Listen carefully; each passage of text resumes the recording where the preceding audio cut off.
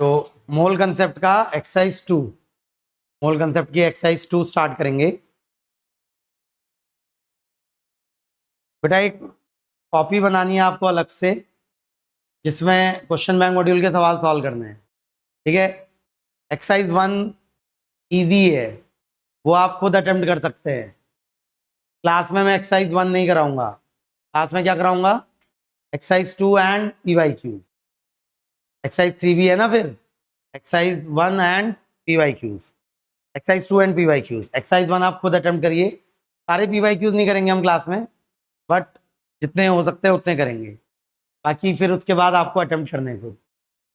तो step by step चलना जरूरी है। पहले एक्सरसाइज 1 जिसमें इजी लेवल के क्वेश्चंस हैं, एक्सरसाइज 2 क्लास में करेंगे हम साथ में, और होमवर्क भी दिए जाएंगे इसमें से, और फिर एक्सरसाइज 3 जो पीवाईक्यूज है। तो स्टेप बाय स्टेप चलना है बेटा। एक्सरसाइज 1 शुरू किए नहीं किया आपने? एक्सरसाइज 1 करना, एक्सरसाइज 1 करना स्टार्ट करिए, जल्दी खत्म करिए उसको। डाउट अलग से पूछ सकते हैं आके।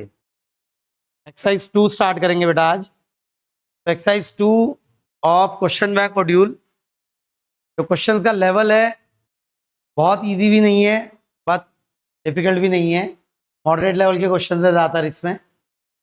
पहला क्वेश्चन है, अ gaseous mixture containing oxygen and nitrogen in the ratio of 1:4 by weight, therefore the ratio of their number of molecules।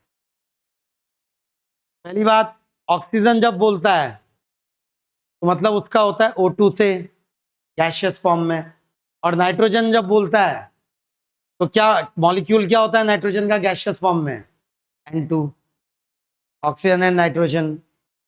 तो बोल रहा है मिक्सचर है oxygen gas and nitrogen gas का in the ratio of 1:4 by weight और मास।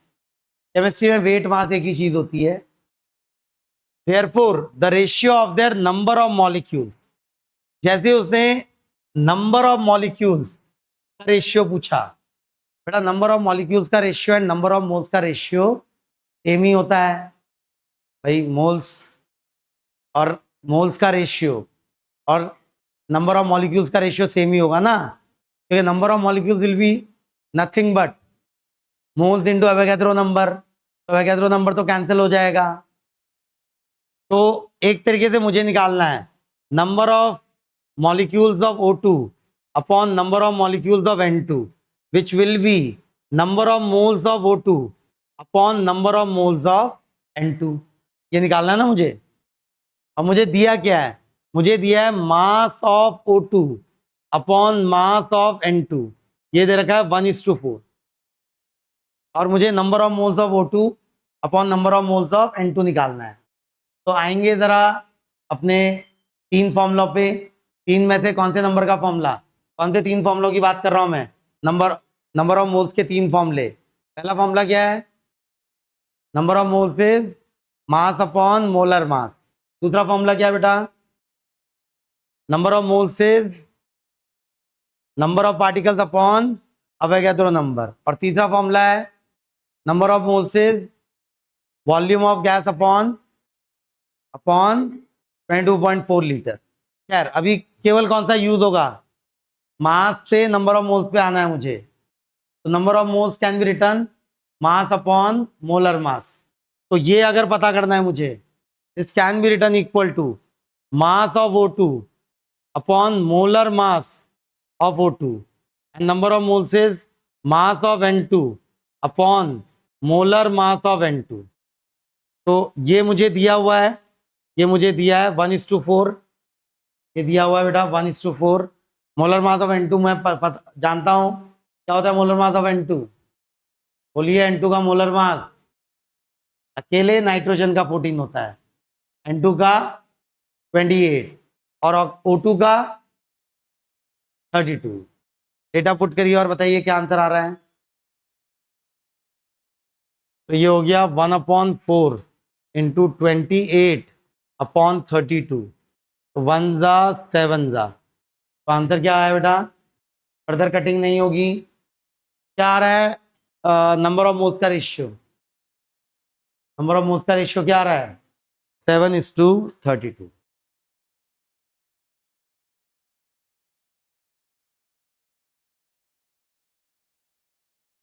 जो जो चीजें बेटा याद रखनी है वो तो याद रखनी है। Molar masses, common molar masses याद रखना है, बाकी वो देगा भी सवाल में बहुत बार। अगर ज्यादा बड़ा मॉलिक्यूल या ज्यादा बड़ा एटम होगा तो उसका अलग से देगा भी वो मोलर मास सवालों में, लेकिन कॉमन के तो याद रखने हैं बेटा। फिर उसके बाद मोल्स के रिलेशन के 3 फॉर्मूले, पूरे चैप्टर में वही घूमते रहते हैं, मोल्स के रिलेशन के 3 फॉर्मूले। सबसे इंपॉर्टेंट पहला वाला जो नंबर ऑफ मोल्स को मास से रिलेट करता है, फिर उसके बाद दूसरा वाला कौन सा है जो नंबर ऑफ मोल्स को नंबर ऑफ पार्टिकल से रिलेट करता है, और फिर तीसरा वाला जो नंबर ऑफ मोल्स को वॉल्यूम ऑफ गैस से रिलेट करता है। बार बार ये तीनों फॉर्मूले बेटा घूम फिर के आते हैं, और तीनों का मीनिंग समझना बहुत जरूरी है। और तीनों आपस में भी, मतलब number of moles mass, number of moles number of particles, and number of moles volume of gas. But mass और volume of gas and number of particle and volume of gas, ये भी आपस में कैसे रिलेटेड हैं? Linearly related हैं, क्योंकि number of moles सबसे लीनियरली रिलेटेड है, तो वो आपस में भी कैसे रिलेटेड होंगे बेटा? लीनियरली रिलेटेड होंगे। तो पूरा चैप्टर बेटा इन 3 फॉर्मूलों के आसपास एंड यूनिटरी मेथड के आसपास घूमता रहता है। यूनिटरी मेथड हम कब अप्लाई कर सकते हैं? जब चीजें लीनियरली रिलेटेड हो। और यहाँ ये चीजें आपस में कैसे रिलेटेड हैं? सारी लीनियरली रिलेटेड। क्या क्या चीजें हैं बेटा? Number of moles, number of particles, mass, volume, यही 4 चीजें हैं, यही 4 फिजिकल क्वांटिटीज आपस में रिलेटेड है बेटा। यहां पे किसी भी सब्सटेंस के नंबर ऑफ मोल्स, उस सब्सटेंस के नंबर ऑफ पार्टिकल्स, उस सब्सटेंस का मास, और उस सब्सटेंस की वॉल्यूम अगर गैसियस फेज में। इन्हीं चारों के बीच का तो खेल है पूरा, सारा खेल इन्हीं चारों के बीच खेला जा रहा है। समझ रहे हैं क्या? बार बार इन्हीं चारों में हमें देखना पड़ता है। फॉर्मूले जो याद रखते हैं हम कि number of moles, number of particles, number of moles, mass और नंबर ऑफ मोल्स वॉल्यूम से कैसे रिलेटेड है, ये फॉर्मूले याद रखते हैं हम। बट जरूरत पड़े तो हम इनको आपस में भी रिलेट कर सकते हैं लीनियरली। होंगे नहीं होंगे linearly related? Number of particles भी मास से लीनियरली रिलेटेड होंगे, नंबर ऑफ पार्टिकल्स वॉल्यूम से भी लीनियरली रिलेटेड होंगे। या मास वॉल्यूम से कैसे रिलेटेड होगा? लीनियरली। पूरे चैप्टर में, पूरा चैप्टर बेटा बार बार इन्हीं चारों का खेल है। और साथ में क्या? साथ में क्या? Unitary method. ये 4 चीजें दिमाग में बैठाइए। बाकी मोलर मास तो कांस्टेंट्स होंगे, हर सब्सटेंस, हर मॉलिक्यूल या हर एटम का अपना मोलर मास होगा, वो कांस्टेंट होगा किसी गिवन सब्सटेंस के लिए। ये 4 वेरिएबल्स है ना, ये 4 वेरिएबल फिजिकल क्वांटिटीज हैं बेटा। समझ रहे हैं? Next, a compound possesses 8% sulfur by mass, the least molecular mass is। एक कंपाउंड है, मुझे कुछ नहीं दे रखा कंपाउंड के बारे में, केवल क्या दे रखा है कि 8% of mass of compound, 8% mass of compound is equal to mass of sulfur in that compound। यही तो दे रखा है मुझे। A compound possesses 8% sulfur by mass। मतलब क्या हुआ इस बात का कि जितना भी कंपाउंड है that multiplied by 8% is mass of sulfur in the compound। मुझे पता लगाना है the least molecular mass, compound के एक मॉलिक्यूल का मास पता लगाना है मुझे। मॉलिक्यूलर मास या मोलर मास, दोनों का नंबर सेम ही होता है। बस मॉलिक्यूलर मास या एटॉमिक मास एमयू में होता है और मोलर मास ग्राम में होता है, बट होता तो सेम ही है, दोनों सेम ही होता है। तो 8% of mass of compound is mass of sulphur. अब मास जो है वो मैं रिलेट कर सकता हूं नंबर ऑफ मोल्स से। Number of moles is mass upon molar mass. तो मास की जगह number of moles is what, mass upon molar मास।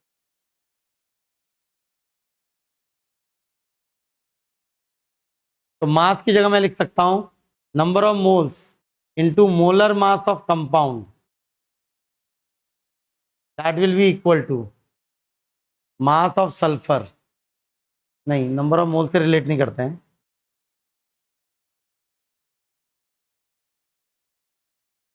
एक मिनट, हाँ कर सकते हैं हम, कर सकते हैं। मास ऑफ सल्फर हो जाएगा number of moles of sulphur into molar mass of sulphur. देखिए 8% mass of compound, 8% mass of compound.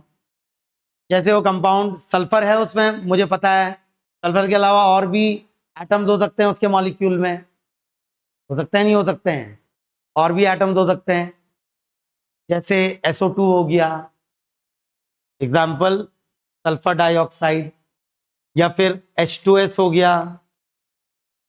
ये कंपाउंड्स हैं सल्फर के, सल्फर के साथ और एटम्स मिलके कंपाउंड बना रहे हैं।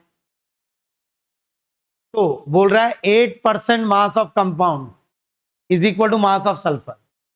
और मुझे पता क्या करना है, लीस्ट मॉलिक्यूलर मास, छोटे से छोटा मॉलिक्यूलर मास पता करना है मुझे, molecular mass of compound, least molecular mass of compound. तो मास और मॉलिक्यूलर मास के बीच रिलेशनशिप क्या होती है, नंबर ऑफ मोल्स से रिलेटेड होते हैं। Number of moles is mass upon molar mass. तो मास ऑफ कंपाउंड को मैं लिख सकता हूं number of moles of compound into molar mass of compound. Similarly mass of sulphur को लिख सकता हूं number of moles of sulphur into mass into molar mass of sulphur. Molar mass of sulphur मुझे पता है एक एटम का molar mass कितना होता है सल्फर के, 32। तो 8% को मैं 8/100 लिख सकता हूं। तो मोलर मास ऑफ कंपाउंड जो फाइंड करना है उसको उस पर फोकस करिए बेटा, that will B number of moles of sulphur upon number of moles of compound into 100/8 into 32। अब इसकी मुझे ना लीस्ट, ये देखिए, ये जो उसने बोला है least value, least molar mass. अब ये क्या हो सकता है, इसकी लीस्ट पॉसिबल वैल्यू 1 है। भाई एक मोल ऑफ कंपाउंड में 1 मोल ऑफ सल्फर होगा कम से कम, 1 मोल ऑफ कंपाउंड में 2 मोल ऑफ सल्फर भी हो सकते हैं, नहीं हो सकते हैं, या 1 मोल ऑफ कंपाउंड में 3 मोल ऑफ सल्फर भी हो सकते हैं। वो डिपेंड करेगा कि मॉलिक्यूलर फॉर्मूला क्या है कंपाउंड का। जैसे अगर ये मॉलिक्यूलर फॉर्मूला है मेरे कंपाउंड का, तब 1 मोल ऑफ SO2 में 1 मोल ही सल्फर का है। लेकिन अगर कोई कंपाउंड हो गया जैसे H2O4, अगर ये कंपाउंड हो गया, तब 1 मोल ऑफ H2O4 में कितने मोल ऑफ सल्फर हैं, 2 मोल ऑफ सल्फर हैं। समझ रहे हैं। अब जैसे हो गया सल्फर का कोई और कंपाउंड,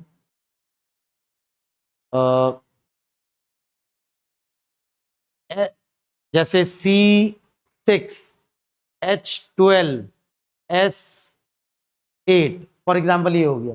अगर ये मेरा कंपाउंड है, तो इसके 1 मोल में कितने मोल हैं सल्फर के, 8 मोल्स हैं सल्फर के। तो बेटा NS/NC कि मिनिमम पॉसिबल वैल्यू क्या है, लीस्ट वैल्यू क्या है, 1। इससे बड़ी भी हो सकती है, 2 हो सकती है, 3 हो सकती है, 10 हो सकती है, 8 हो सकती है, बट हमें क्या पूछा है, least, least molar mass of compound.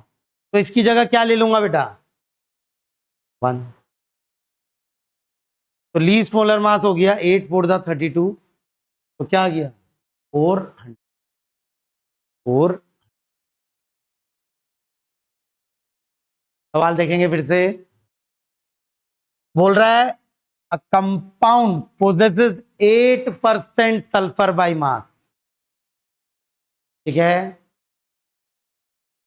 इसको दूसरे तरीके से अगर मैं करके दिखाऊं आपको, 8% सल्फर बाय मास मतलब हुआ 100 ग्राम कंपाउंड में 8 ग्राम सल्फर है, ऐसे भी सोच सकते हैं बेटा। ऐसे अगर सोचें 100 ग्राम कंपाउंड में 8 ग्राम सल्फर है, 100 ग्राम कंपाउंड में 8 ग्राम सल्फर है, तो 100 ग्राम कंपाउंड में मैं क्या बोल सकता हूं, मुझे मोलर मास पे जाना है, तो number of moles is mass upon molar mass. तो मास की जगह मैं लिख सकता हूं number of moles of compound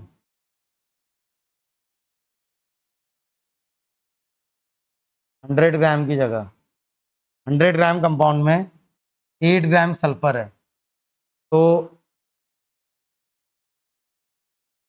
100 gram compound में तो मास मास 100 ग्राम है, तो वो हो जाएगा, मास की जगह 100 डालूंगा तो 100 ग्राम में, हाँ, number of moles of compound into molar mass of compound, number of moles of compound into molar mass of compound में 8 ग्राम में कितने नंबर ऑफ मोल्स हैं, number of moles mass upon molar mass, mass upon molar mass, तो इसमें हाँ मुझे moles में जाना चाहिए, तो 100 ग्राम कंपाउंड, 100 ग्राम कंपाउंड में कितने मोल्स हो गए, number of moles is mass upon molar mass of compound, इतने मोल्स में मास upon molar mass of compound, इतने सल्फर हैं, इतने सल्फर के मोल्स हैं, इतने मोल्स ऑफ कंपाउंड में इतने सल्फर के मोल्स हैं, तो लीस्ट वैल्यू के लिए एक कंपाउंड के मोल में एक सल्फर का मोल हो सकता है, कम से कम क्या हो सकता है, एक एक कंपाउंड के मोल में एक सल्फर का मोल हो सकता है, या एक कंपाउंड के मोल में 2 सल्फर के मोल हो सकते हैं, या एक कंपाउंड के मोल में 3 सल्फर के मोल हो सकते हैं। तो इतने मोल ऑफ कंपाउंड में, इतने मोल ऑफ कंपाउंड में एक्स मोल ऑफ सल्फर हो सकते हैं, एक्स मोल ऑफ सल्फर हो सकते हैं। तो मुझे मोलर मास निकालना है कंपाउंड का, तो मोलर मास ऑफ कंपाउंड क्या हो गया, मोलर मास ऑफ कंपाउंड हो गया 100 इंटू 32 अपॉन 8x, और x की मिनिमम पॉसिबल वैल्यू क्या है बेटा, 1, ठीक है। तो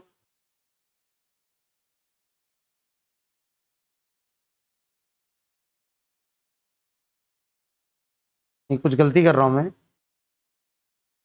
100 ग्राम कंपाउंड में 8 ग्राम सल्फर है, तो 100 ग्राम upon molar mass of compound, इतने मोल्स ऑफ कंपाउंड में 8 ग्राम अपॉन 32 ग्राम सल्फर के मोल्स हैं।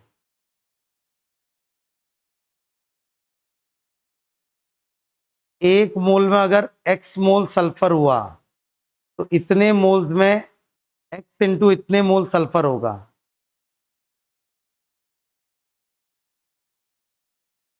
x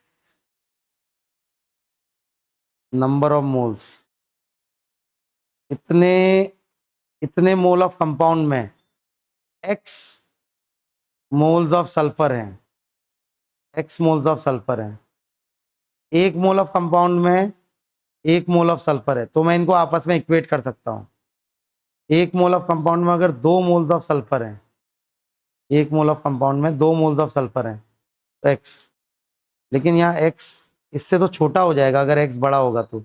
x अगर 1 से बड़ा होगा, 1 के लिए तो ठीक है, 1 के लिए ठीक है, 1 के लिए कोई दिक्कत नहीं है।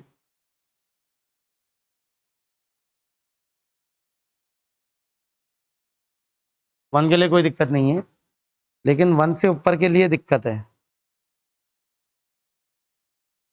नहीं ठीक है, 1 के लिए केवल सोच सकते हैं, 1 के लिए केवल सोचें अगर, तो इतने मोल्स ऑफ कंपाउंड में इतने मोल्स ऑफ सल्फर हैं, तो अगर 1 मोल ऑफ कंपाउंड में 1 मोल ऑफ सल्फर है तो मैं इसको इससे इक्वेट कर सकता हूं। अब मोलर मास कितना आ गया बेटा, 400 ग्राम, वही ना जो वहां से आया था। तो यूनिटरी मेथड से चलना एंड फॉर्मूलों से चलना, ये 2 तरीके हमारे पास। मैं प्रिफर करता हूं फॉर्मूलों से चलना। फॉर्मूलों से चलेंगे तो आपको बस फॉर्मूले याद रखने हैं और आगे बढ़ते जाना है, एक चीज को दूसरी चीज में कन्वर्ट करते चलना है ना। यहां पर जैसे हमने ये स्टार्ट किया था, 8% of mass of compound is equal to mass of sulphur. अब मास से मुझे मोलर मास पे जाना था, तो मास से मोलर मास पे जाना था तो मैं फॉर्मूला क्या यूज कर लूंगा, number of moles is mass upon molar mass. तो मास की जगह number of moles into molar मास लिख सकता हूं, फिर आगे बढ़ सकता हूं। यूनिटरी मेथड कभी कभी कंफ्यूजिंग हो सकता है, इसलिए फॉर्मूलों से आगे बढ़ना अच्छा रहता है। बढ़ो आगे, तो आंसर क्या हो गया इसका, 400। Next, 1 mole of oxalic acid is treated with concentric H2SO4। डरेंगे नहीं नामों से, ये ऑक्सैलिक एसिड है, ठीक है, फॉर्मूला भी दे रखा है उसने, भले हमें अभी आता ना हो ऑक्सैलिक एसिड का फॉर्मूला, बट हमें दे रखा है उसने ना फॉर्मूला। तो ये ऑक्सैलिक एसिड है, is treated with concentrated H2SO4, the resultant gaseous mixture, the resultant gaseous mixture is pass through. अब ये गैसियस मिक्सचर बना ना हमारा, ये गैसियस मिक्सचर बना, क्या क्या है गैसियस मिक्सचर में हमारे, इसका नाम क्या क्या है बेटा, कार्बन मोनोऑक्साइड, इसका कार्बन डाइऑक्साइड, इसका water, is pass through a solution of KOH। तो वेयर KOH एब्जॉर्ब CO2,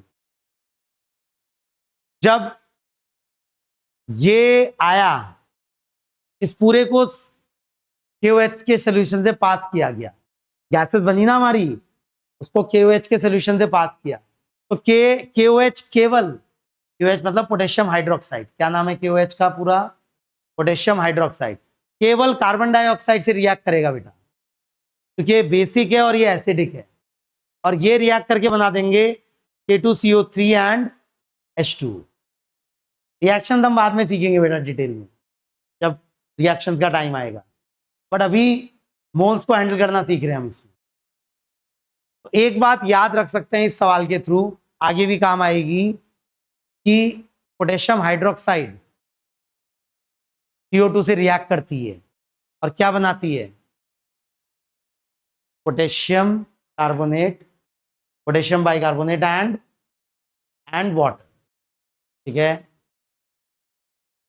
ये याद रख सकते हैं, ये इंपॉर्टेंट है, यानी रिएक्शन इंपॉर्टेंट है, इसको आगे के लिए भी याद रख सकते हैं, क्योंकि ये एक्चुअली में यूज होती है प्रैक्टिकली बेटा, प्रैक्टिकली यूज होती है। इस रिएक्शन की मदद से हम CO2 का अमाउंट पता लगा सकते हैं, क्योंकि ये क्या बनेगी, ये एक सॉलिड बनेगा, ये एक सॉलिड बनेगा, इसको हम मेजर कर लेंगे, इसको मेजर कर लेंगे तो इसके मोल्स पता चल जाएंगे, मास पता चल जाएगा, मोल्स पता चल जाएंगे, तो उससे CO2 के मोल्स और मास पता चल जाएंगे। तो ये एक्चुअली प्रैक्टिकली यूज होती है बेटा ये रिएक्शन, इसलिए इसको याद रखना है, तो याद रखना है। नोट्स में भी एक मेथड है जेल्डाल्स मेथड, हम करेंगे बाद में जेल्डाल्स मेथड, उसमें हम ऑर्गेनिक कंपाउंड्स में कितना कार्बन है ये पता लगा पाते हैं इस तरीके से। तो सवाल पे आते हैं वापस, मोल 1 mole of oxalic acid is treated with H2SO4, the resultant gaseous mixture is pass through a solution of KOH, the mass of KOH consume will be. तो हमें KOH कितना कंज्यूम होगा ये पता लगाना है। तो पहले पता लगा लेते हैं CO2 कितना है हमारे पास। CO2 हमको मिल रही है इस रिएक्शन से, तो 1 mole of oxalic acid, 1 mole of oxalic acid, अगर ध्यान से आप रिएक्शन को देखें, सी ऑक्जेलिक एसिड है COH होल ट्वाइस, तो कार्बन के 2 एटम्स हैं यहां, एक कार्बन मोनोऑक्साइड बन रहा है, कार्बन डाइऑक्साइड बन रहा है। रिएक्शन बैलेंस है या नहीं है? देखिए रिएक्शन बैलेंस है या नहीं है भाई? 2 कार्बन के एटम्स हैं, एक कार्बन का एटम कार्बन मोनोऑक्साइड में जाएगा, दूसरे कार्बन का एटम कार्बन डाइऑक्साइड में जाएगा, बाकी H2O भी बन रहा है और कुछ सल्फर वगैरह का भी बनेगा, बट हमें उससे मतलब नहीं है, हमें केवल कार्बन से मतलब है अभी। तो कार्बन पर ध्यान दीजिए, कार्बन पर ध्यान दीजिए केवल। इसको बोलते हैं बेटा principle of POAC। Full form क्या है POAC का? Principle of atomic conservation. Actually mass conservation ही है, बट एक एक एटम का देखेंगे हम अलग से। मुझे यहाँ किस एटम से मतलब है? मुझे कार्बन के एटम से मतलब है, तो बाकियों को देखने की जरूरत नहीं है। हाइड्रोजन को नहीं देख रहा मैं, ऑक्सीजन को नहीं देख रहा मैं, सल्फर को नहीं देख रहा मैं, रिएक्शन में वो भी इन्वॉल्व है, बट मैं किस में इंटरेस्टेड हूं? केवल मैं किस में इंटरेस्टेड हूं बेटा? मैं केवल किस में इंटरेस्टेड हूं? कार्बन में। तो जो प्रिंसिपल मैं लगा रहा हूं यहां, नाम क्या है इस प्रिंसिपल का? POAC, शॉर्ट फॉर्म में POAC बोलेंगे। पूरा फुल फॉर्म बोलिए बेटा, प्रिंसिपल ऑफ एटॉमिक कंजर्वेशन। कि भाई जब कोई भी केमिकल रिएक्शन होती है तो एक इंडिविजुअल एटम जो रिएक्टेंट साइड होगा, वही इंडिविजुअल एटम उतने ही नंबर में प्रोडक्ट साइड भी होना चाहिए।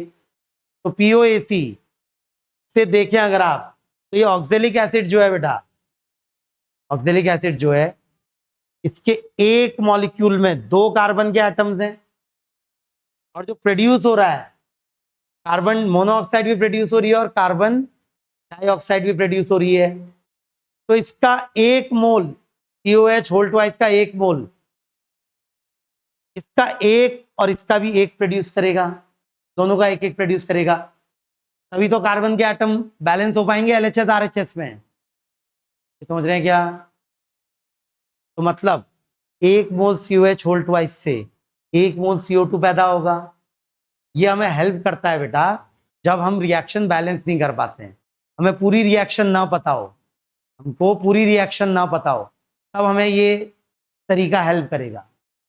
हम एक पर्टिकुलर एटम को देखेंगे, reactant side and product side, एक पर्टिकुलर एटम को देखेंगे।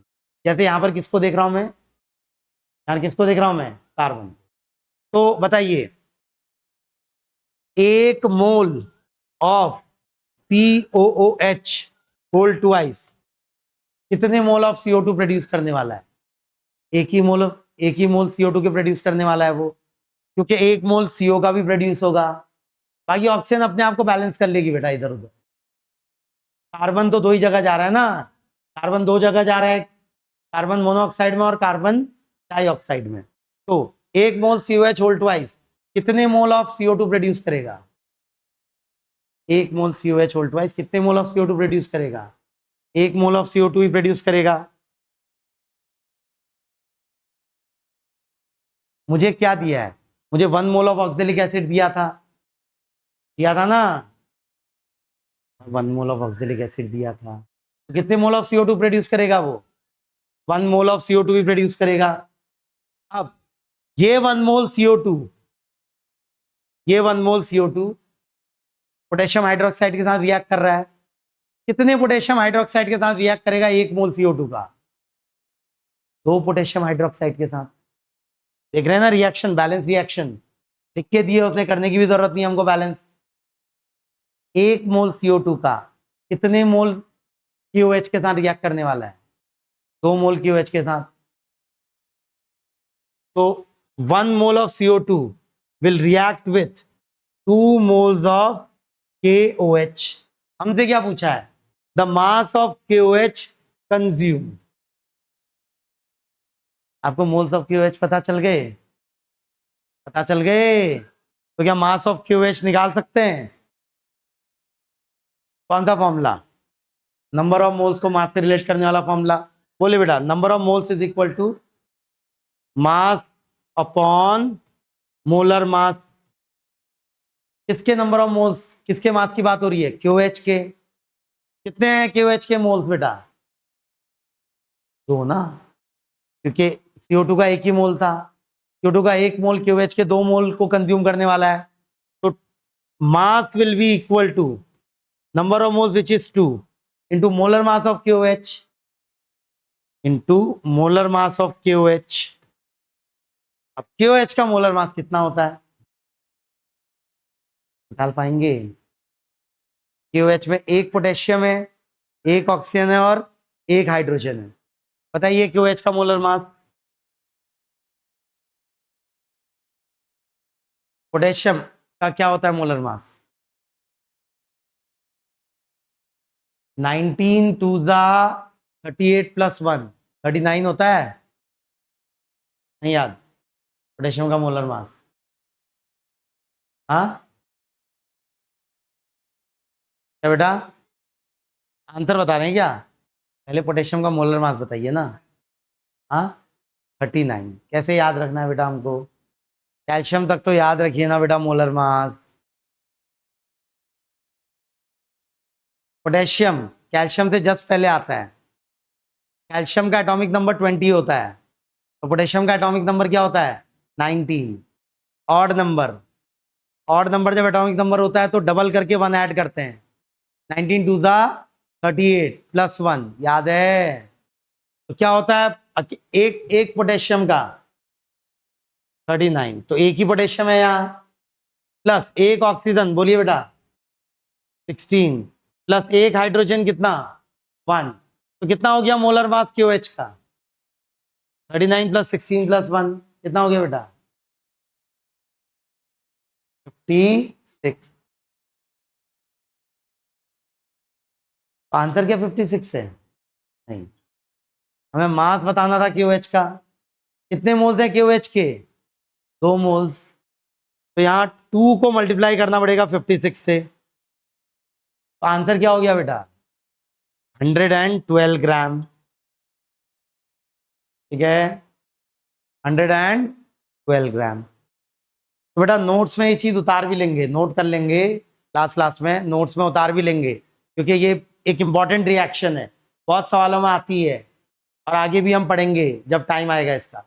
बट अभी से पता होनी चाहिए ये इंपॉर्टेंट रिएक्शन आपको। कौन सी रिएक्शन की बात कर रहा हूँ? ये पहली वाली की नहीं कर रहा हूँ। कौन सी वाली की बात कर रहा हूँ? दूसरी वाली। ये तरीका होता है CO2 पता करने का कि कितनी CO2 है। यहां पर मुझे पता था कितनी CO2 है, तो यहाँ KOH कितना है ये पता लगाया हमने। लेकिन लैब में क्या करते हैं, जब रिएक्शंस की जाती हैं उनमें CO2 प्रोड्यूस हुई, आपको पता लगाना है कितनी CO2 प्रोड्यूस हुई। तो कैसे पता लगाएंगे बेटा कितनी CO2 प्रोड्यूस हुई? आप उस पूरे सिस्टम को पास करेंगे किससे? KOH से। अब जैसे वाटर और CO2 दोनों है उस मिक्सचर में, वाटर रिएक्ट नहीं करेगा KOH से, बट CO2 रिएक्ट करेगी KOH से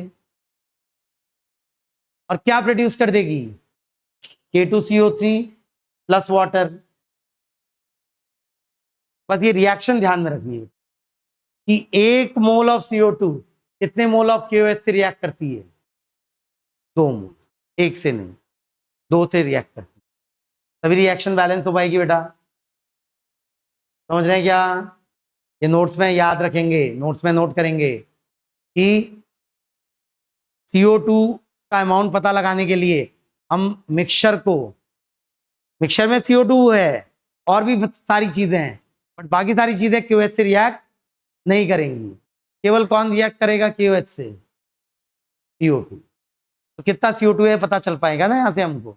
रिएक्शन नोट करेंगे बेटा, कैरी कैरी में नोट करेंगे, इसको याद रखेंगे। आगे से बढ़ो आगे। Next, if 100 ml H2SO4 capital A and 100 ml H2O, capital B, are mixed, then the mass percent of H2SO4 would be given. Density of H2SO4 is इतना ग्राम पर ml and density of H2O is, आसान सवाल है, तो मुझे H2SO4 की volume दी है और H2SO4 की डेंसिटी दी हुई है, तो डेंसिटी और वॉल्यूम से क्या मास ऑफ H2SO4 पता लगा सकते हैं आप? और मुझे वाटर की वॉल्यूम भी दी है और वॉल्यूम की और वाटर की डेंसिटी भी दी है, क्या आप इन दोनों से मास ऑफ वाटर पता लगा सकते हैं? फॉर्मूला कौन सा? Density is equal to mass upon volume.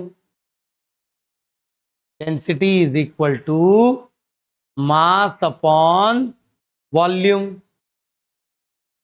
H2SO4 का मास पता चल जाएगा बेटा, H2O का मास पता चल जाएगा, इन दोनों को मिक्स कर दिया गया है। तो हमसे क्या पूछ रहा है? Then the mass percent of H2SO4।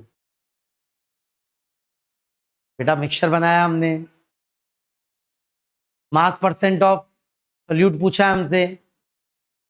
Mass percent याद है, मास परसेंट का मतलब होगा मास of solute upon mass of solution, not solvent, mass of solution. तो मास परसेंट ऑफ H2SO4 जब पूछा जाए तो mass of H2SO4 upon mass of solution, not mass of water बेटा, मास ऑफ सोल्यूशन। याद है कंसंट्रेशन टर्म्स, बहुत सारी कंसंट्रेशन टर्म्स हैं, but except one, her concentration term के डिनोमिनेटर में क्या आता है बेटा? सोल्यूशन आता है। किसके डिनोमिनेटर में सोल्यूशन नहीं आता? मोलैलिटी।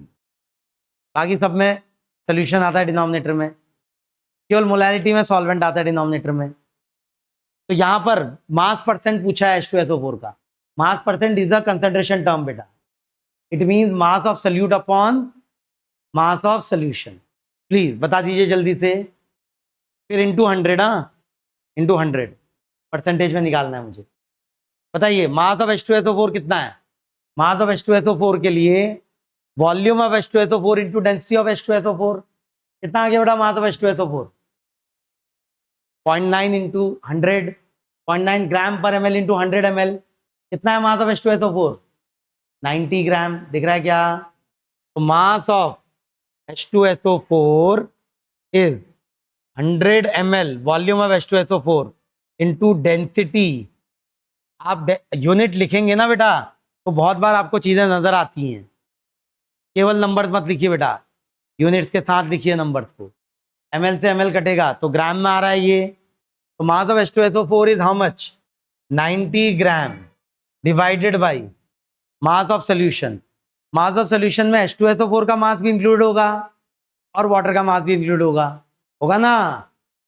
तो मास ऑफ सोल्यूशन में क्या केवल वाटर का मास लिखूंगा? नहीं, पहले H2SO4 का मास प्लस वाटर का मास। वाटर के लिए देखिए 100 ml ऑफ वाटर, डेंसिटी इतना, तो what is mass of H2O?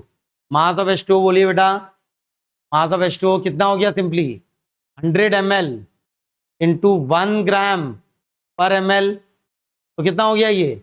100 ग्राम, तो plus 100 gram that multiplied by 100। तो ग्राम ग्राम कट जाएगा यहाँ हर जगह। क्यों यूनिट लिख रहा हूँ साथ में, समझ रहे हैं? अभी अभी तो सब सेम यूनिट में थे, कभी कभी क्या होगा, कोई केजी में होगा, कोई ग्राम में होगा, तो आप गलती ना करें उसमें कि केजी को ग्राम में कन्वर्ट करना पड़ेगा तब, या ग्राम को केजीज में कन्वर्ट करना पड़ेगा। अगर आप कन्वर्जन नहीं करेंगे तो आंसर गलत आ जाएगा ना। फिलहाल के लिए तो हर जगह ग्राम है तो कैंसिल आउट हो गया, तो ये हो गया 90 डिवाइडेड बाई 190 इंटू 100, तो ये हो गया 900 अपॉन 19 परसेंटेज। क्या रहा है बेटा? 900 अपॉन 19 परसेंटेज, 19 5 दा 95, 19 4 दा ना, तो 40 से 50 के बीच में आएगा आंसर। कौन सा ऑप्शन सही है? पूरा कैलकुलेशन करने की भी जरूरत नहीं है हमको, जरूरत है ऑब्जेक्टिव सवाल है तो फायदा उठाएंगे उसका, पूरा कैलकुलेशन नहीं करेंगे। क्लियर है? अगर आपने गलती से यहाँ 90 ले लिया होता नहीं 100 ले लिया होता, सॉरी, मास ऑफ वाटर ले लिया होता केवल डिनोमिनेटर में, तब आपका आंसर दिल्ली आ जाता ना, जो ही गलत होता। सही डेफिनेशन क्या है मास परसेंटेज की? Mass of solute upon mass of solution. ठीक है, बढ़ो आगे। Next, 100 ml of H2SO4 and 100 ml of H2O are mixed। Same he question repeat हो गया, सेम क्वेश्चन है ये। सेम है या डेटा अलग है? डेटा भी सेम है ना।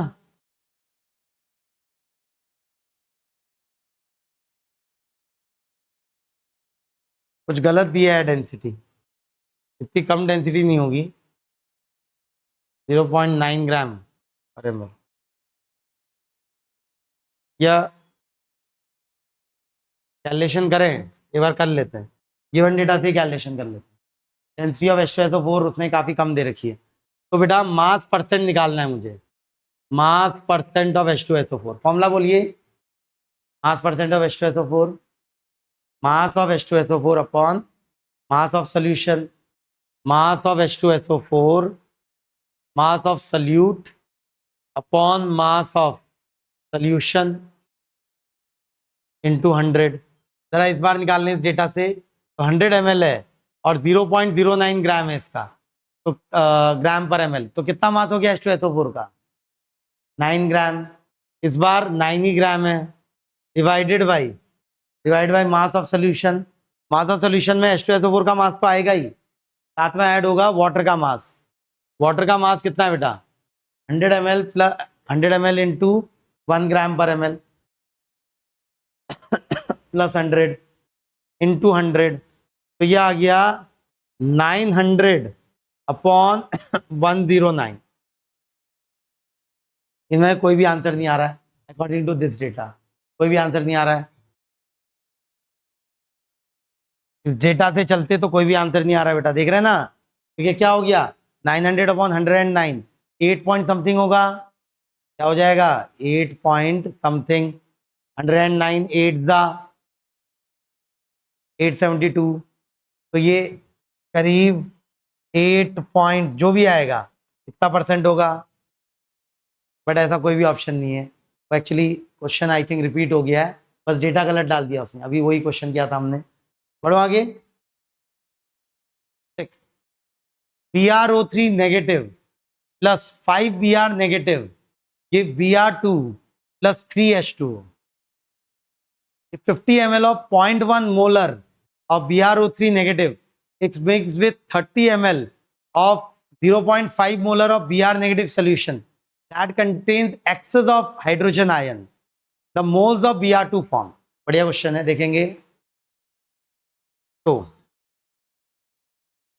यहां पर अगर देखें, वो बोल रहा है BrO3 negative plus 5Br negative give Br2 plus 3H2O। अब लेफ्ट हैंड साइड उसने बोला है कि इसका एक मॉलिक्यूल और इसके 5 मॉलिक्यूल आपस में कंबाइन कर रहे हैं, 5, इसका 1 मोल और उसका 5 मोल आपस में कंबाइन कर रहे हैं। बट RHS में Br2 जो दिख रही है वो बैलेंस नहीं दिख रही है। यहां पर मुझे क्या करना चाहिए कि Br के एटम कंजर्व रहे हैं LHS RHS में, कितने से मल्टीप्लाई करना चाहिए Br2 को?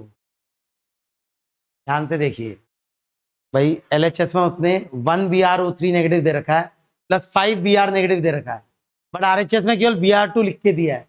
क्या Br के एटम कंजर्व रहे? नहीं।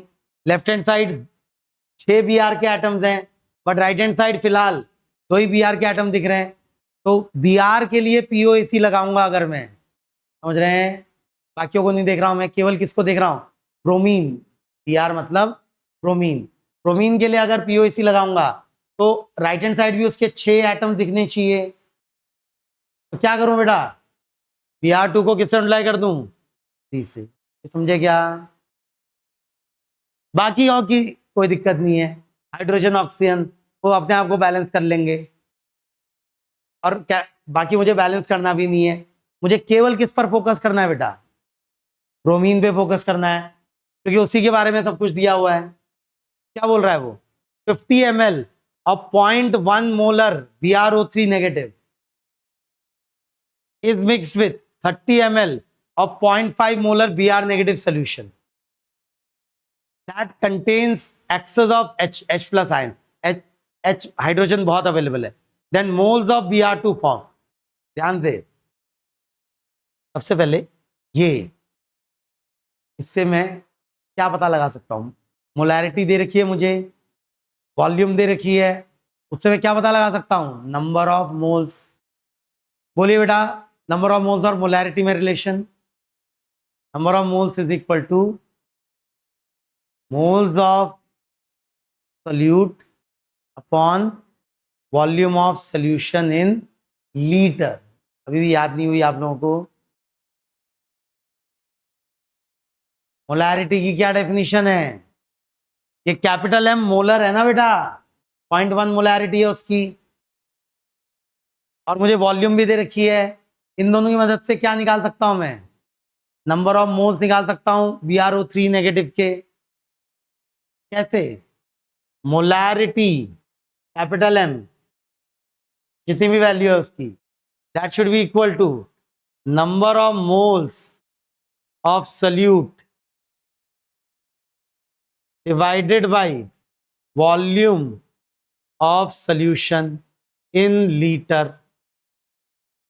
बार बार ये गलती होती है बेटा, इसलिए मैं बार बार फोकस बोल रहा हूं यूनिट पे, यहां लीटर आना चाहिए।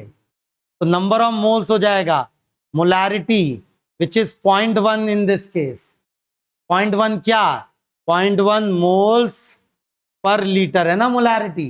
कैपिटल एम को मैं मोल्स पर लीटर लिखूंगा बेटा, इनटू वॉल्यूम ऑफ सोल्यूशन। कितनी देर की वॉल्यूम ऑफ सोल्यूशन बेटा? कितनी देर की?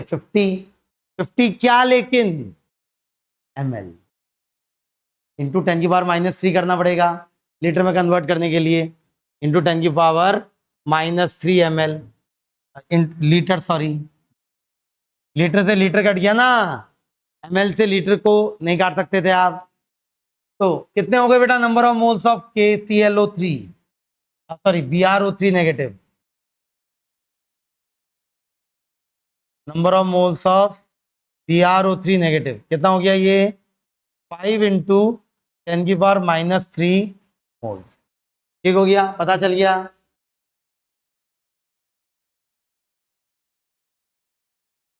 क्या? नहीं नहीं नहीं नहीं नहीं, पहले इतना वॉल्यूम BrO3 सोल्यूशन का है ना, ये अलग है, फिर दोनों को मिक्स किया जा रहा है बेटा। ये लैंग्वेज नहीं पढ़ रहे आप। इफ इतना of BrO3 is mixed with इतना ऑफ Br नेगेटिव ना, एक बर्तन में आपने BrO3 नेगेटिव का सोल्यूशन लिया है, दूसरे में Br नेगेटिव का लिया है, अब उनको मिक्स कर रहे हैं ना बेटा, तो मैं 80 क्यों लूंगा भाई BrO3 की वॉल्यूम? BrO3 नेगेटिव की वॉल्यूम 50 लूंगा ना बेटा, उसके सोल्यूशन की वॉल्यूम। उसके साथ कुछ वाटर वगैरह होगा, जो भी होगा वो नहीं पता मुझे, लेकिन उसके सोल्यूशन, जिस सोल्यूशन में प्रेजेंट है, तो 50 ml ही है बेटा। हाँ, अब उसके साथ ये मिक्स किया जा रहा है तो एक नया सोल्यूशन बनेगा एक तरीके से, बट इसको भी तो अलग से देखूंगा ना। क्या दे रखा है मुझे? 30 ml of 0.5 molar Br negative बेटा। यहां से क्या निकाल लूं? Number of moles of Br negative निकाल लूं। कैसे? Number of moles of Br negative will be equal to, same formula, molarity of Br negative into volume of Br negative. Molarity कितनी देर की है Br नेगेटिव की? 0.5 मोलर। तो 0.5 molar को लिखेंगे बेटा मोल्स पर लीटर। क्या क्या होता है मोलर? मोलर का मतलब क्या होता है? Moles per litre, into volume of solution.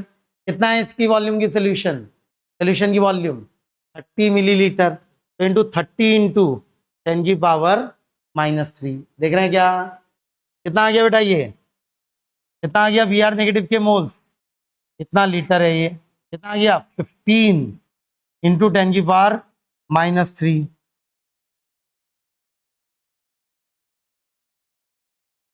ध्यान से देखेंगे, सवाल अच्छा है क्योंकि कंसंट्रेशन टर्म्स भी आ रही हैं और केमिकल रिएक्शन बैलेंसिंग भी है और लिमिटिंग रिएजेंट का कंसेप्ट भी है। क्यों? क्योंकि इसका और इसका दोनों का लिमिटेड अमाउंट है, दोनों में से एक खत्म होगा, एक बच जाएगा। अगर किसी एक का एक्सेस अमाउंट होता तो दूसरा लिमिटिंग रिएजेंट की तरह काम करता, बट यहाँ दोनों के लिमिटिंग अमाउंट है ना, तो इनमें से एक खत्म होगा, एक बचेगा। याद है लिमिटिंग रिएजेंट का कंसेप्ट? कितने मोल्स है किसके? इसके हो गए 5 मिली मोल्स और इसके हैं 15 मिली मोल्स। 5 मिली मोल्स, 15 मिली मोल्स। कौन लिमिटिंग रिएजेंट है यहां?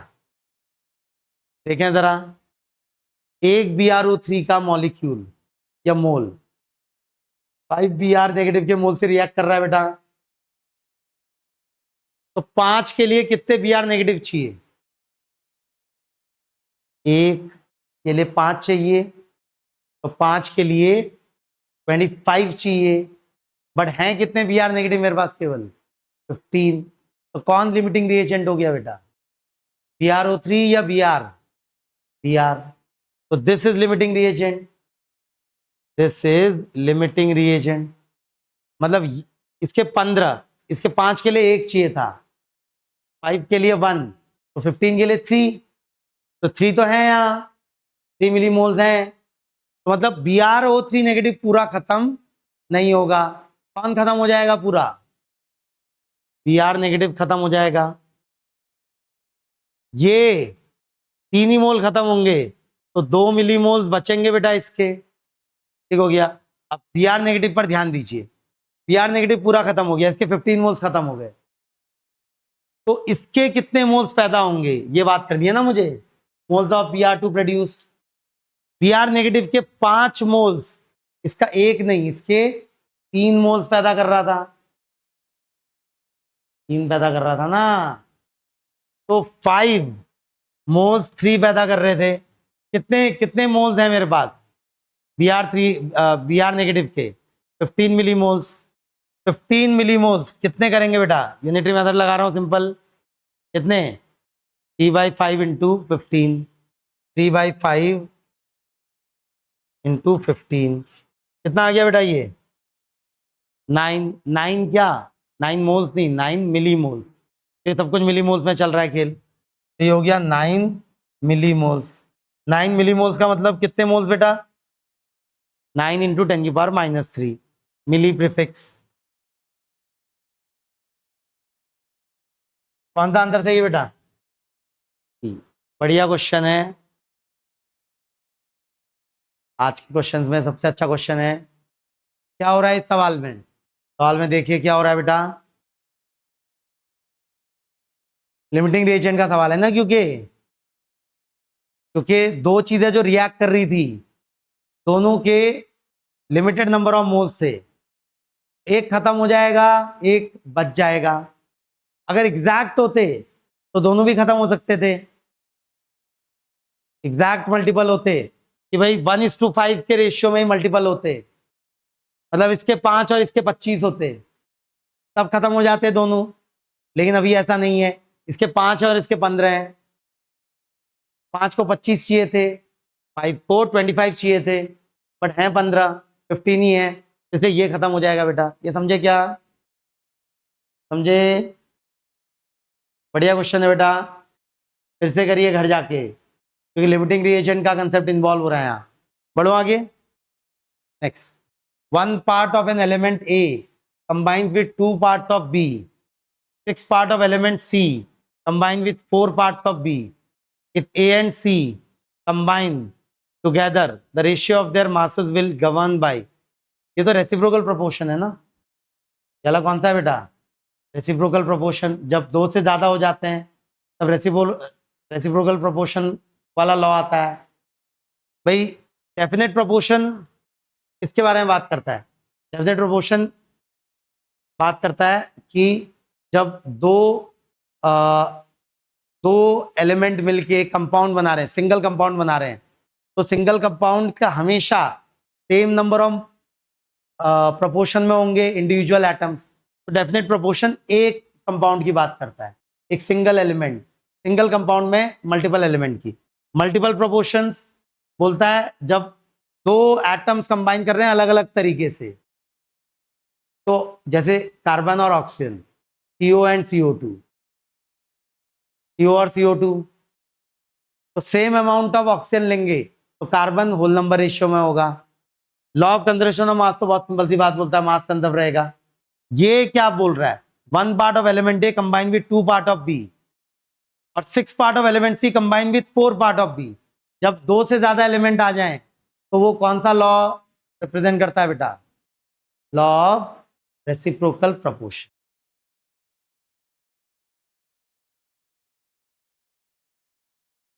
समझे, पढ़ो आगे, कैसे ध्यान में रखना है बेटा। Law of conservation of mass तो सिंपल ही है, फिर लॉ ऑफ डेफिनेट प्रोपोर्शन या कांस्टेंट प्रोपोर्शन, फिर से याद दिलाना पड़ेगा पूरा, किसने किसने दिए थे ये और क्या है। लॉ ऑफ डेफिनेट प्रोपोर्शन या कांस्टेंट प्रोपोर्शन क्या बोलता है कि अगर दो एटम्स कंबाइन होकर एक मॉलिक्यूल बना रहे हैं तो मॉलिक्यूल में नंबर ऑफ एटम्स का, इंडिविजुअल एटम्स का रेशियो, दोनों के रेशियो हमेशा सेम होंगे। जैसे CO2 और CO2, यहाँ CO2 में 1:2 का रेशियो है, तो यहाँ कार्बन डाइऑक्साइड में भी 1:2 का रेशियो होगा। लॉ ऑफ डेफिनेट प्रोपोर्शन या कांस्टेंट प्रोपोर्शन। फिर आता है law of multiple proportion. Multiple proportion multiple atoms में सेम कंपाउंड की बात करता है, CO2 एंड CO एग्जाम्पल है उसका, ये H2O एंड H2O2 एग्जाम्पल है उसका। H2O में भी हाइड्रोजन ऑक्सीजन है, H2O2 में भी हाइड्रोजन ऑक्सीजन है। फिर लॉ ऑफ रेसिप्रोकल प्रोपोर्शन, वो हम यूजुअली काउंट नहीं करते हैं, उसमें दो से ज्यादा एलिमेंट्स इन्वॉल्व होने लगते हैं बेटा। फिर था लॉ ऑफ गैसियस वॉल्यूम, और आखिरी तो क्या था, अवोगाद्रोस लॉ, वो तो याद रहते हैं usually. Next 8, zinc sulphate contains 22.65% of zinc, 43.9% of H2O. If the law of constant proportion is true, then the mass of zinc required to give 40 gram crystal will be, भाई 22.65% जिंक है, 43 point, दोनों का addition 100 तो हुआ नहीं, मतलब बचा हुआ सल्फर होगा, बचा हुआ परसेंटेज किसका होगा, सल्फर, जिंक सल्फेट है ना। तो if the law of constant proportion is true, then the mass of zinc required to give 40 gram crystal, easy है, जिंक और कंपाउंड में रिलेट करना है आपको। जिंक का परसेंटेज दे रखा है कंपाउंड में, तो मैं ले लेता हूं 100 ग्राम कंपाउंड, 100 ग्राम कंपाउंड में, 100 ग्राम जिंक सल्फेट में, 100 ग्राम कंपाउंड में कितना ग्राम जिंक है बेटा, कितने ग्राम जिंक है, 22.6 ग्राम जिंक।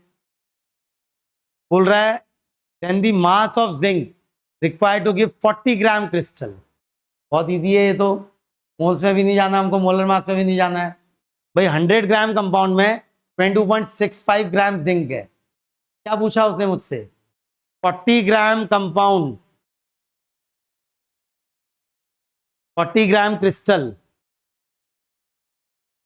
में कितना जिंक होगा ये पूछ रहा है। तो सिंपली क्या लगा दो बेटा, यूनिटरी मेथड। 40 ग्राम कंपाउंड में कितना जिंक, 22.65 डिवाइडेड बाय 100 इंटू 40, क्या ये 5 4 20 carry 2, 6 4 24, 26 carry 2, 4 2 8, 9 10 carry 1, 9.060 gram. Answer is Bombay. बेटा ये तो आसान है, नहीं है क्या, यहाँ तो मोल्स में भी नहीं जाना पड़ा हमको, मोलर मास में भी नहीं जाना पड़ा, क्योंकि कंपाउंड के मास और उसका एटम का मास, केवल मासेस को रिलेट करना था, मास परसेंटेज दे रखा था।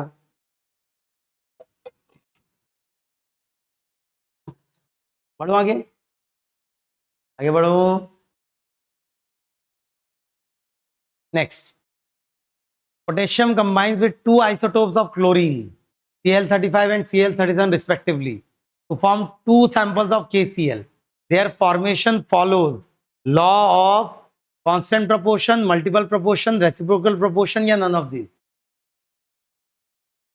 हाँ,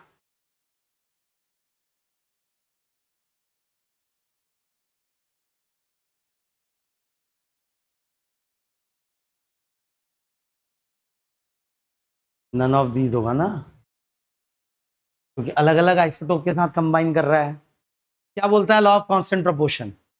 लॉ ऑफ कांस्टेंट प्रोपोर्शन बोलता है, वायलेट हो जाता है ना आइसोटोप के केस में law of constant proportion. Law of constant proportion फिर से क्या होता है? लॉ ऑफ कांस्टेंट प्रोपोर्शन कि भाई कोई कंपाउंड है, तो कंपाउंड किसी भी तरीके से बने, उसमें इंडिविजुअल एटम्स के मासेस का रेशियो कांस्टेंट रहेगा। लेकिन दिक्कत कब हो जाती है? जब आइसोटोप्स की बात होती है। भाई अगर आइसोटोप है ये KCl35 और KCl37, अकेले पोटेशियम का कितना होता है? 39। ये याद है? अगर ये वाला KCl बन रहा है तो पोटेशियम और क्लोरीन के रेशियो का मास का रेशियो क्या होगा? 39/35। और ये वाला KCl बन रहा है तो क्या रेशियो होगा बेटा? 39/37। क्या वायलेट हो गया यहां पर? Law of constant proportion. कब कब वायलेट हो जाता है बेटा लॉ ऑफ कांस्टेंट प्रोपोर्शन? जब आइसोटोप्स की बात करते हैं हम, तो तब लॉ ऑफ कांस्टेंट प्रोपोर्शन तब तक नहीं बताते थे ना आइसोटोप, जब दिया था, बट बाद में पता चला कि आइसोटोप्स भी होते हैं। लॉ ऑफ कांस्टेंट प्रोपोर्शन क्या हो जाता है बेटा? यहाँ वायलेट हो जाता है। तो बाकी किसी लॉ की तो कोई बात ही नहीं है, मल्टीपल प्रोपोर्शन या रेसिप्रोकल प्रोपोर्शन। तो आंसर क्या हो जाएगा बेटा इसका? None of these. Constant proportion भी फॉलो नहीं हो रहा है यहाँ। पढ़ो आगे। नेक्स्ट, आंसर क्या दे रखा है इसका? नाइन्थ का आंसर क्या दे रखा है? एक बार वेरीफाई करेंगे। डी दे रखा है ना? थोड़ा अलग सवाल है ना, इसलिए बोल रहा हूं। वायलेट हो जाता है लॉ ऑफ कांस्टेंट प्रोपोर्शन कब? आइसोटोप्स के कंपाउंड जब बनते हैं। Next, question number 10। 2.76 gram of silver carbonate strongly heated yields the residue weighing। Silver carbonate का फॉर्मूला आना चाहिए आपको। सिल्वर कार्बोनेट का फॉर्मूला होता है बेटा Ag2CO3।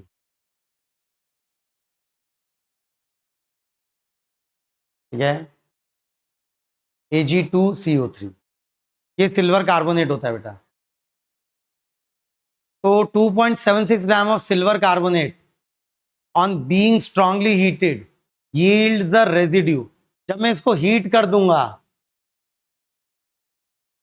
तो बेटा कार्बन ऑक्सीजन उड़ जाएगा, बचेगा केवल क्या? सिल्वर। पर मुझे बाकी से मतलब नहीं है, मुझे केवल किससे मतलब है बेटा? सिल्वर से। तो भाई एक तरीके से मुझे ये पता लगाना है कि 2.76 ग्राम सिल्वर कार्बोनेट में कितना सिल्वर है, ये पता लगाना है। समझ रहे हैं? मोलर मास पे जाऊं, Ag2CO3 का मोलर मास लिखना शुरू करूं, अगर अकेले सिल्वर का मोलर मास क्या होता है बेटा? याद है? 108। याद होना चाहिए, सिल्वर इंपॉर्टेंट एलिमेंट है। 108 प्लस, लेकिन ऐसे कितने हैं? तो प्लस CO3 अकेले कार्बन का 12, फिर उसके साथ ऐड हो रही है 3 ऑक्सीजन, 48। 48 प्लस 12 60। CO3 का भाई 60 हो गया ना, पूरे CO3 का एक साथ लिख दे रहा हूं। मिलके क्या हो गया बेटा, कितना हो गया 276। आ रहा है क्या, मतलब क्या हुआ इस बात का कि 276 ग्राम ऑफ Ag2CO3 में कितना ग्राम सिल्वर है, 216 ग्राम सिल्वर है। अब यूनिटरी मेथड से कर सकता हूं बेटा, कर सकता हूं। 276 ग्राम Ag2CO3 में 216 ग्राम Ag है। मुझे कितने ग्राम में पूछा है बेटा, 2.76 ग्राम में पूछा है। तो 2.76 ग्राम में कितने हो जाएगा बेटा, सिंपली 216 अपॉन 276 इंटू 2.76। ये डेसिमल गायब किया, यहां लगा दिए, तो ये आंसर आ गया 2.16 ग्राम सिल्वर। समझे क्या, तो Ag2CO3 को गर्म कर देंगे तो बचेगा केवल सिल्वर, कार्बन ऑक्सीजन उड़ जाएगा। तो मतलब कितना रेजिड्यू मिलने वाला है, इतने ग्राम सिल्वर कार्बोनेट को गर्म करने पे। रेजिड्यू समझ रहे हैं ना, रेजिड्यू क्या है यहाँ पे, सिल्वर। तो आंसर क्या हो गया बेटा, पढ़ो आगे। 0.115 gram of pure sodium metal was dissolved in 500 ml of distilled water. The normality whose resultant, normality अभी किया नहीं हमने, करेंगे बाद में, लास्ट में करेंगे नॉर्मेलिटी, पहले मोलारिटी कर लें उसके बाद करेंगे। If we consider that 1/6 in place of 1/12 mass of carbon atom is taken to be relative atomic mass unit, the mass of 1 mole of substance will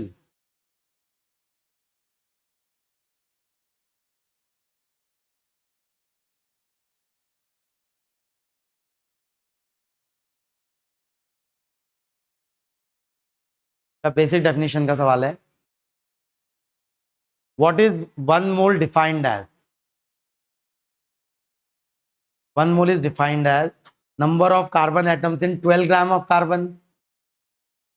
ऐसे 1 मोल डिफाइंड होता है बेटा, याद है, या 1 AMU कैसे डिफाइंड होता है, 1/12th mass of carbon atom was defined as 1 AMU।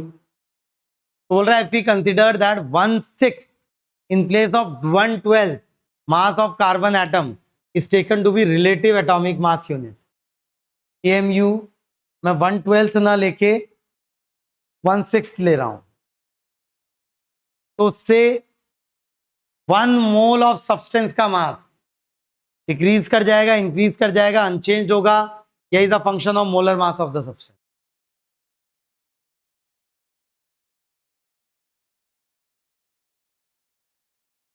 Mass of 1 mole of substance.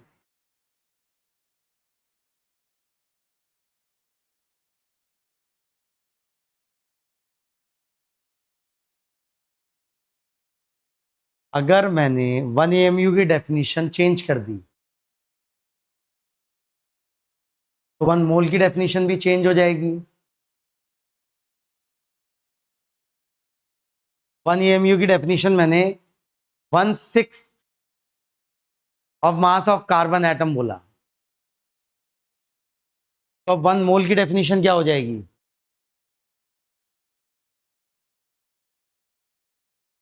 नहीं लेकिन हमने मोल की डेफिनेशन चेंज नहीं करनी है ना, मोल तो वही रहना है। 1 मोल का मतलब होता है Avogadro number of atoms, Na atoms. बोल रहा है if we consider that 1/6 in place of 1/12 mass of carbon atom is taken to be relative atomic mass unit, 1 mole of substance को कोई फर्क नहीं पड़ेगा उससे। 1 मोल ऑफ सब्सटेंस का मास तो अभी भी उतना ही होगा जितना पहले था। मैं तो अपना एजम्पशन चेंज कर रहा हूं ना, उससे क्या 1 मोल के मास की वैल्यू पे फर्क पड़ जाएगा। भाई मास की वैल्यू अभी भी उतनी होगी, भले ही AMU कितना भी लूं मैं। भाई अवोगाद्रो नंबर ऑफ मॉलिक्यूल्स का मास अभी भी उतना ही होगा जितना पहले था, या वो बदल जाएगा। तो क्या रहेगा, सेम ही रहेगा। मैं अपनी डेफिनेशन बदलूंगा एएमयू की, उससे क्या मेरा मास बदल जाएगा अवोगाड्रो नंबर ऑफ मॉलिक्यूल्स का? नहीं। तो आंसर क्या होना चाहिए, रिमेन्स अनचेंज। पढ़ो आगे। लास्ट क्वेश्चन, इफ 10 की power 21 molecules are removed for 200 milligram of CO2, then the number of moles of CO2 left are। 200 milligram है CO2 का, उसने 10 की पावर 21 मॉलिक्यूल्स हटा दिए हैं, तो कितने मॉलिक्यूल्स बचे? तो इसमें कितने मॉलिक्यूल्स है निकाल लेते हैं, निकाल लेते हैं ना इसमें।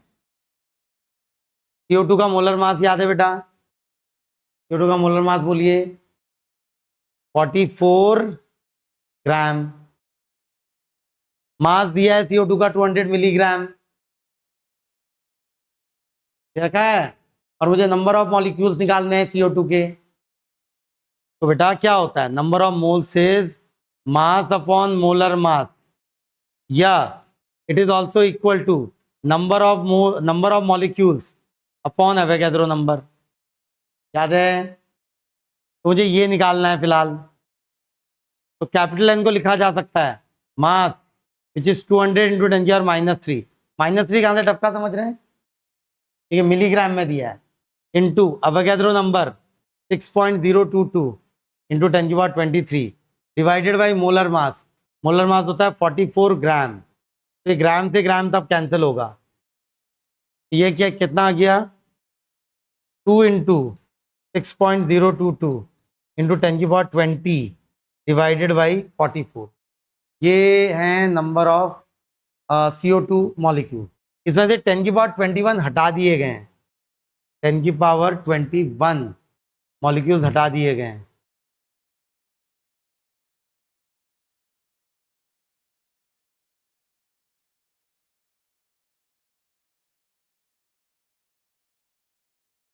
तो ये तो 10 की पावर 21 से कम आ रहा है, 10 की पावर 21 से कम आ रहा है ये, 200 मिलीग्राम था, 200 इंटू 10 की पावर -3।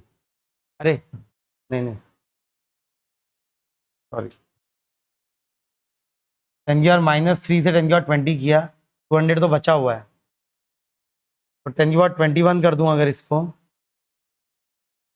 तो ये आ गया 10 ज़ा ये 22 ज़ा 60.22 अपॉन 22 इंटू 10 की पावर 21, 60.22 अपॉन 22 इंटू 10 की पावर 21।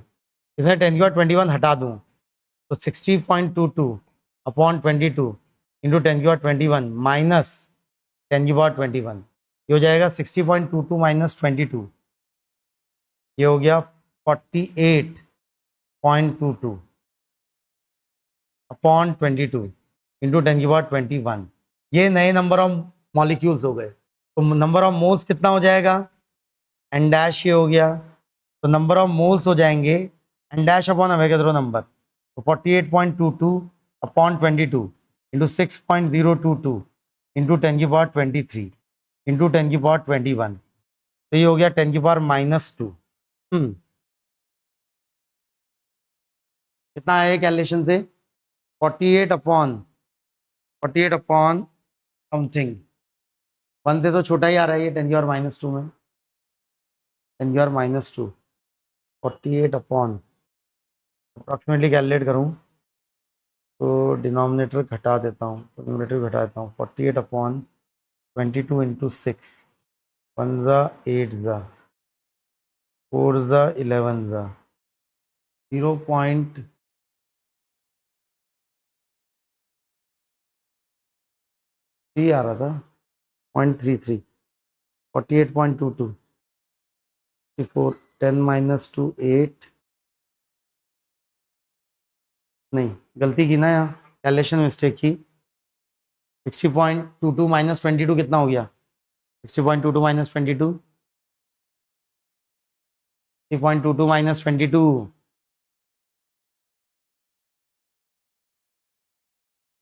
38.22 ना, 22 10 -2 8 5 -2 3, हाँ 32 है, ये 38 है, 38 और ये 38 38, तो ये अगर कैंसिल हुआ तो ये हो गया 38/22 × 6, ये हो गया 11 और 19, ये हो गया 19/66, 19/66, 19/66, तो 4 से बढ़ाऊँ 1 से, करीब 20, 1 से बढ़ाऊँ तो 3 से बढ़ा दूँ 70, तो 2/7, 0.28 समथिंग, 0.28 इंटू 10⁻², 0.28, 0.28 इंटू 10⁻², एक डेसिमल बढ़ाऊंगा तो एक डेसिमल घटाऊंगा। आगरा आना चाहिए आंसर। कैलकुलेशन है बेटा, क्या दे रखा है इसका आंसर? 13 का आंसर क्या दे रखा है?